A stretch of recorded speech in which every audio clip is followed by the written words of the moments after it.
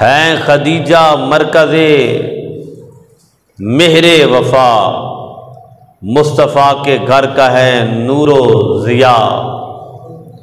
محسنہ اسلام کی افضل ہیں وہی، آپ ہی ہیں والدہ فاطمہ۔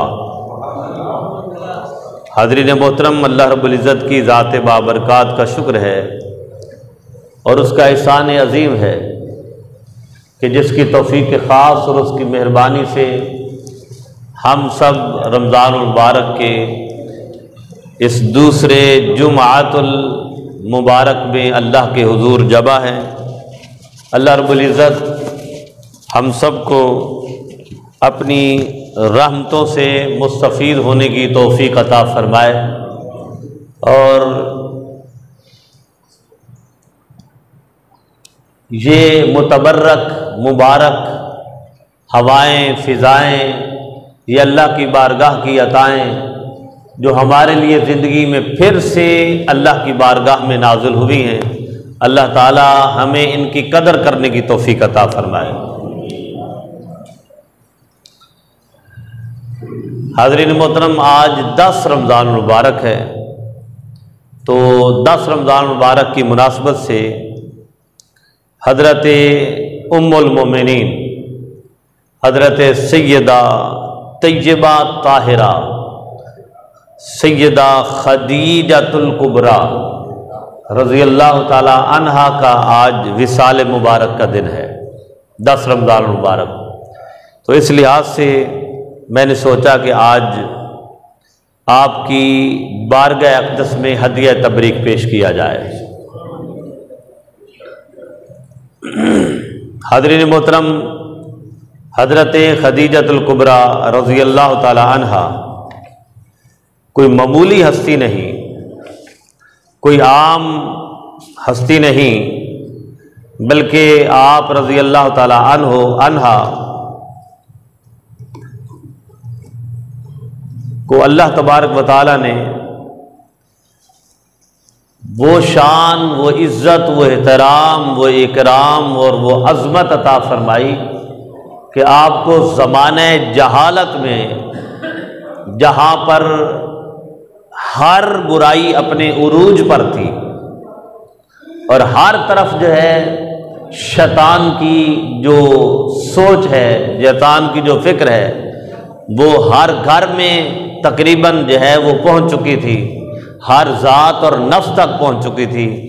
اس زمانہ جہالت میں بھی حضرت خدیجۃ الکبریٰ کو طاہرہ اور آپ رضی اللہ تعالی عنہ کو پاکیزہ کے لقب سے ملقب کیا گیا۔ یعنی آپ یہ دیکھیے کہ زمانہ جہالت میں بھی آپ کو طاہرہ کے لقب سے پکارا جاتا تھا، یعنی وہ خاتون جنہیں اللہ نے اس زمانہ جہالت میں، زمانہ کفر و شرک میں بھی ہر ایک فکری، معاشی، معاشرتی، عائلی، ذاتی ہر لحاظ سے اللہ تبارک و تعالیٰ نے اس برائیوں سے، ان برائیوں سے منزہ و مقزہ رکھا، پاک صاف رکھا، جس میں ہر ایک مبتلا ہوتا جا رہا تھا۔ حضرت سیدہ طیبہ طاہرہ یہ وہ ہیں وفا شعار اور طیبہ طاہرہ زوجہ مطہرہ محمد صلی اللہ علیہ وسلم، جو آپ صلی اللہ علیہ وسلم پر سب سے پہلے ایمان لائیں، جنہوں نے سب سے پہلے ایمان لانے کے بعد حضور علیہ السلام کے ساتھ نماز باجماعت ادا کی۔ یہ وہ ہیں جو حضور کی پہلی زوجہ مطہرہ ہیں، یہ وہ ہیں جنہیں اللہ تعالیٰ نے عرش سے سلام بھیجا ہے،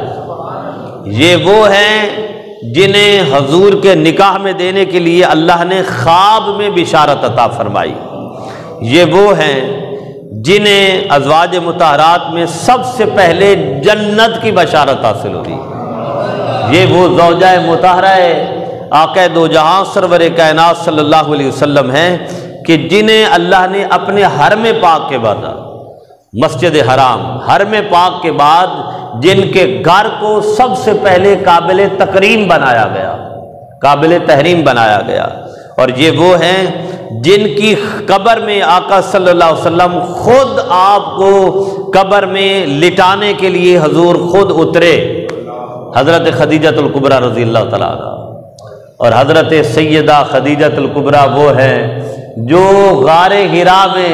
اپنے ہاتھوں سے حضور کے لیے کھانا بنا کر غار حرا میں خود تشریف لے کے جاتے تھے۔ اللہ اکبر۔ اور یہ وہ ہیں کہ جن کے بطن سے حضور کی ساری اولاد پیدا ہوئی، یہ وہ ہیں جن کے بطن سے فاطمہ زہرا پیدا ہوئی، اور فاطمہ زہرا وہ ہیں جن کے بطن اور جن کی ذات قدسیہ سے اللہ نے قیامت تک اپنے محبوب کی نسل کو چلایا ہے۔ تو برادران محترم، حضرت خدیجۃ الکبریٰ،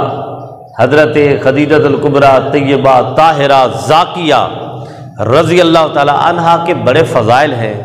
بڑی خدمات ہیں جو آقا صلی اللہ علیہ وسلم کی بارگاہ میں دی ہے۔ اس لیے آج کے جمعہ میں آپ کا تذکرہ ایک خطاب جمعہ کے ساتھ کرنا بہت ضروری اور لازمی ہے۔ آقا صلی اللہ علیہ وآلہ وسلم جو ہے، کمال کی بات ہے کہ آقا علیہ الصلوۃ والسلام کی بھرپور جوانی ہے، 25 سال کے خوبصورت ایک عربی جوان ہیں، اور پھر عربی جوان سے بڑھ کر سید الانبیاء ہیں، پھر محبوب خدا ہیں،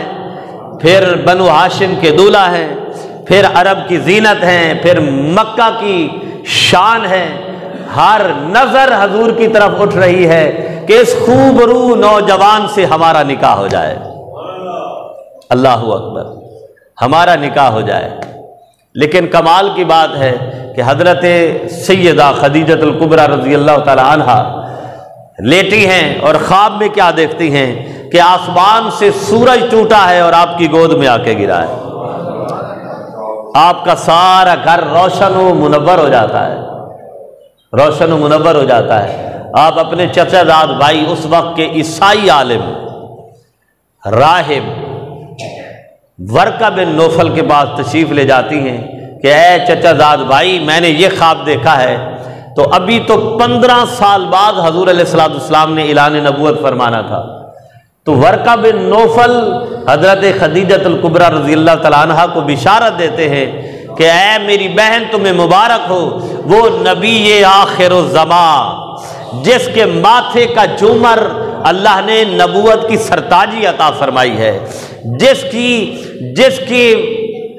کی شان میں، جس کے حصے میں اللہ نے انبیاء کی سرداری عطا فرمائی ہے، اپنا محبوب بنایا ہے، اپنا دین کامل مکمل فرمائے گا، وہ محمد عربی اعلان فرمائیں گے اور ان کا نکاح آپ کے ساتھ ہوگا، اور ان کی وجہ سے آپ کو اور آپ کو ان کی وجہ سے اللہ دنیا و آخرت میں عزت عطا فرمائے۔ باپ یہ دیکھیے کہ ابھی تو حضور علیہ الصلوۃ والسلام نے اعلان نبوت نہیں فرمایا، ایک عیسائی راہب اور عالم بھی حضور کی نبوت کی خوشخبری دے رہا ہے، اللہ اکبر۔ اور وہی ہوا کہ حضرت خدیجۃ الکبریٰ رضی اللہ تعالی عنہا، اللہ اکبر، آپ مکہ کی مالدار خاتون تھی، یعنی حضرت خدیجۃ الکبریٰ رضی اللہ تعالی عنہا کے والد محترم حضرت خدیجۃ الکبریٰ رضی اللہ تعالی عنہا کے والد محترم جو ہیں وہ اس وقت تجارت میں آپ کا بہت بڑا مقام تھا، اور جب ان کا انتقال ہوا آپ کے والد محترم کا، تو جتنا بھی مال اسباب تھا، جتنا مال تجارت، یعنی ایک جگہ میں نے پڑھا کہ حضرت خدیجۃ الکبریٰ رضی اللہ تعالی عنہا کا مال بیچنے کے لیے 400 غلام تھے، 400 سرکردہ لوگ تھے جو آپ کے معاشی سرگرمیوں کا خیال رکھتے تھے۔ جتنی آپ کی اکانومیکلی، آپ کی جتنی ٹریڈنگ ہوتی تھی، جتنا آپ کا تجارتی سسٹم تھا، کاروبار کا بزنس سنبھالنے کے لیے، اب آپ دیکھیں گے کتنی بڑی تعداد ہے، تو اتنی بڑی مالدار عرب کی، اور اللہ کی شان دیکھیے کہ اللہ رب العزت نے اپنے محبوب صلی اللہ علیہ وسلم کو جو ہے حضرت خدیجۃ الکبریٰ رضی اللہ تعالی عنہا کے زہری سبب کے ساتھ معاشی طور پر مستحکم فرمایا ہے، معاشی طور پر مستحکم فرمایا۔ حضرت خدیجۃ الکبریٰ رضی اللہ تعالی عنہا نے حضور علیہ الصلوۃ والسلام کی صداقت اور امانت کے بارے میں تو سن رکھا تھا کہ عرب جو ہے، عرب حضور کے پاس اپنی امانتیں رکھواتا ہے، چونکہ آپ صداقت کے پیکر ہیں، امانت کے پیکر ہیں۔ تو حضرت خدیجۃ الکبریٰ رضی اللہ تعالی عنہا نے حضور علیہ الصلوۃ والسلام چونکہ تجارت بھی فرماتے تھے، اپنے چچا حضرت ابو طالب کے ساتھ شام کا سفر آپ نے فرمایا تھا، تو آپ تک اپنے غلام میسرہ کے وسیلے سے پیغام بھیجا کہ میرے لیے بہت ہی خوش نصیبی کی بات ہے اور میرے لیے بڑی سعادت مندی کی بات ہوگی کہ آپ میرا مال تجارت شام لے جائیں اور آپ جا کے وہاں فروخت فرمائیں۔ حضور علیہ الصلوۃ والسلام نے یہ کنٹریکٹ قبول فرما لیا، معاہدہ ہو گیا، اور حضرت خدیجۃ الکبریٰ رضی اللہ تعالی عنہا نے اپنا غلام میسرہ آقا صلی اللہ علیہ وسلم کے ساتھ جو ہے روانہ فرمایا۔ اللہ اکبر، روانہ فرمایا تو حضرت خدیجۃ الکبریٰ رضی اللہ تعالی عنہا کا سامان لے کے حضور شام تشریف لے گئے، اور لوگ مہینوں باہر رہتے مال تجارت فروخت کرنے کے لیے، مگر حضور علیہ الصلوۃ والسلام کا مال دنوں میں فروخت ہو گیا اور بہت زیادہ منافع ہوا، بہت زیادہ منافع ہوا۔ اللہ اکبر، بہت زیادہ منافع ہوا۔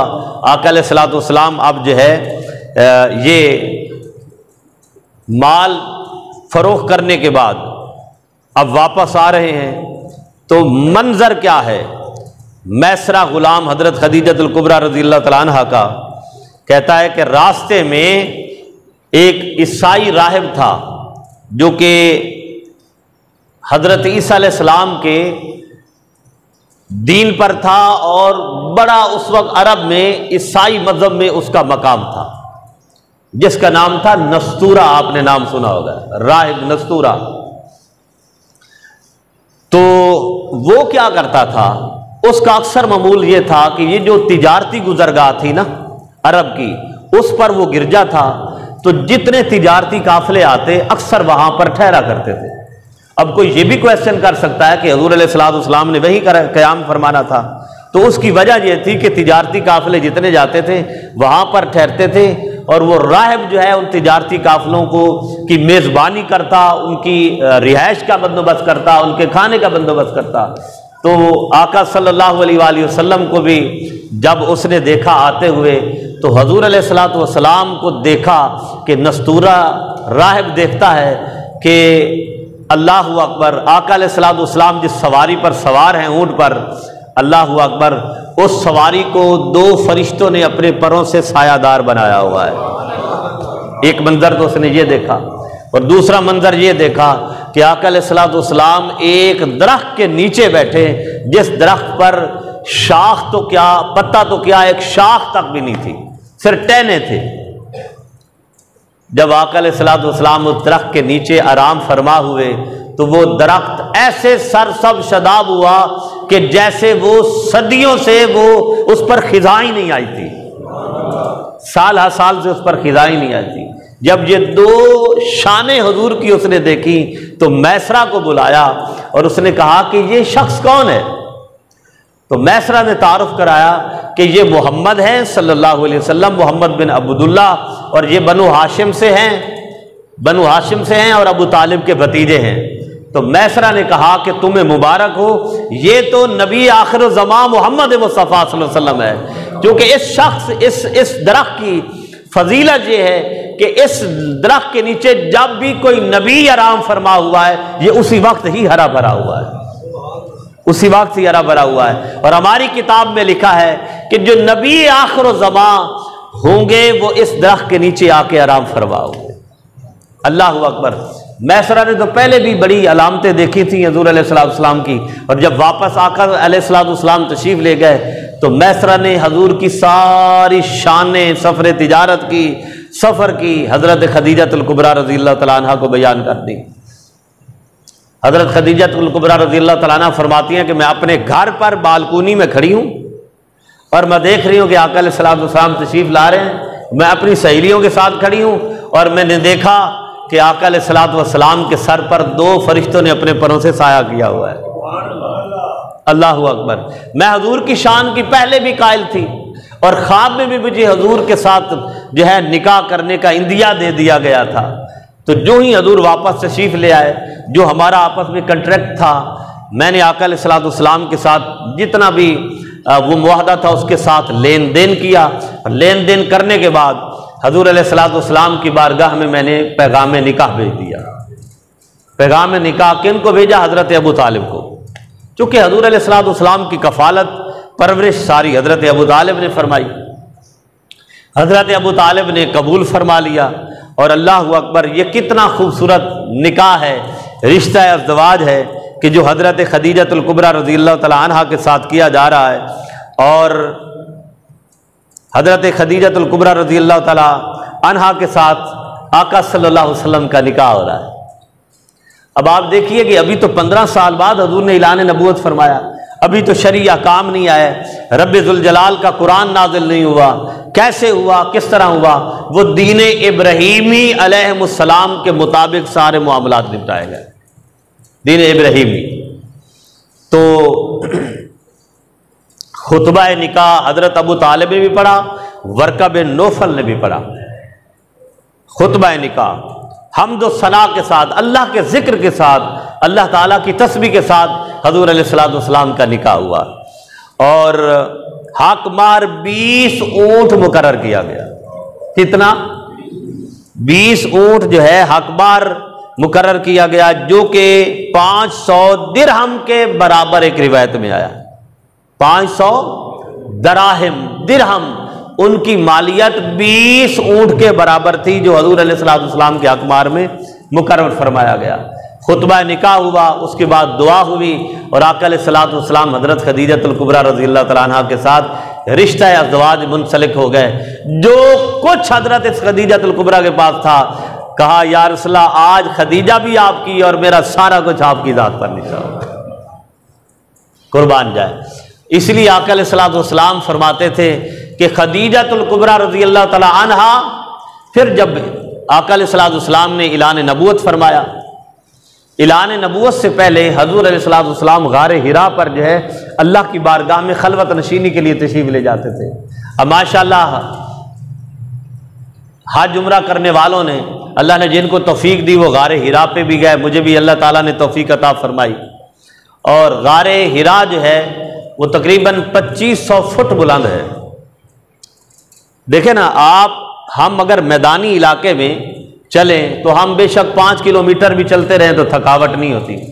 جیسے حج کے موقع پر کم از کم 13 سے 15 کلومیٹر حجاج کرام کو حرم سے میدان عرفات، مزدلفہ، مینا، یہ سارے مقامات تک جو ہے پیدل جانا پڑتا ہے، اور تھکاوٹ محسوس نہیں ہوتی، ہو تو جاتی ہے لیکن بندہ چلتا رہتا ہے۔ لیکن آپ بلندی میں آدھا کلومیٹر بھی ہم نہیں چل سکتے، کیونکہ بلندی، اور وہ اب تو غار حرا کی طرف جو ہے وہ راستہ ہموار بنایا گیا ہے، اسٹیپ بنائے گئے ہیں، اسٹیپ ہیں ماشاءاللہ، سیڑھیاں بنائی گئی ہیں جن پر آپ چل کے جاتے ہیں۔ ایک اللہ کی شان ہے، اوپر جا کے پھر نیچے آنے پڑتا ہے اور پھر اوپر جانا پڑتا ہے، سبحان اللہ۔ تو اس وقت تو کوئی راستے ہی نہیں تھے، سنگلاخ پہاڑ ہے، پتھریلے راستے ہیں۔ حضرت خدیجہ الکبریٰ رضی اللہ تعالی عنہا فرماتی ہیں کہ آقا علیہ الصلوۃ والسلام جو ہے ستو کی روٹی، ساتھ ستو اور پانی، صرف یہ جب گھر سے تشریف لے جاتے تھے آقا علیہ الصلوۃ والسلام، تو غار حرا میں اللہ تعالیٰ کی بارگاہ میں بعض اوقات ایک مہینہ حضور واپس تشریف نہیں لاتے تھے، لیکن جب واپس آتے تو وہ جو کچھ دیتے گھر سے لے جاتے کھانے پینے کے لیے، اسی طرح واپس لے آتے۔ اللہ اکبر، یہ تو شان رسالت ہے نا۔ لیکن حضرت خدیجہ الکبریٰ رضی اللہ تعالیٰ عنہ فرماتی ہیں جب حضور واپس نہ آتے تو میں تازہ کھانا پکا کے حضور کے لیے غار حرا میں جاتی، اور 8 مہینے مسلسل حضرت خدیجہ الکبریٰ رضی اللہ تعالیٰ عنہ حضور کے لیے کھانا پکا کے غار حرا تشریف لے جاتی رہی۔ دیکھیں فٹ بندہ بھی جو ہے نا، آج بھی غار حرا پہ جب ایک ہموار راستہ بنا ہوا ہے، چڑھے تو لگ پتہ جاتا ہے، کم از کم 2 گھنٹے لگتے ہیں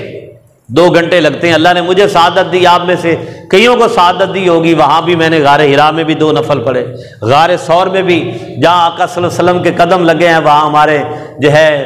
ہمیں سعادت نصیب ہوئی. تو اتنی اونچی بلندی پر جانا حضرت خدیجۃ الکبریٰ رضی اللہ تعالیٰ عنہا کا, اور حضور کی زیارت کے لیے جانا, آقا کے لیے کھانا لے کے جانا اور پھر واپس آنا, یہ حضرت خدیجۃ الکبریٰ رضی اللہ تعالیٰ عنہا نے حضور کے ساتھ وفا شعاری عطا فرمائی. اور جب اعلان نبوت فرمایا, اقرا بسم ربک الذی خلق کی آیات نازل ہوئی, سب سے پہلے حضور واپس تشریف لے آئے اور حضرت خدیجۃ الکبریٰ رضی اللہ تعالیٰ عنہا ہی کو خوشخبری دی کہ اللہ تعالیٰ نے میرے اوپر اپنا قرآن نازل فرمایا ہے اور مجھے حکم دیا ہے کہ اے میرے حبیب اب آپ اعلان نبوت فرما دیں. حضرت خدیجۃ الکبریٰ رضی اللہ تعالیٰ عنہا نے حضور علیہ الصلوۃ والسلام کو فرمایا, اے یا رسول اللہ صلی اللہ علیہ وآلہ وسلم, آپ کو ڈرنے کی ضرورت نہیں.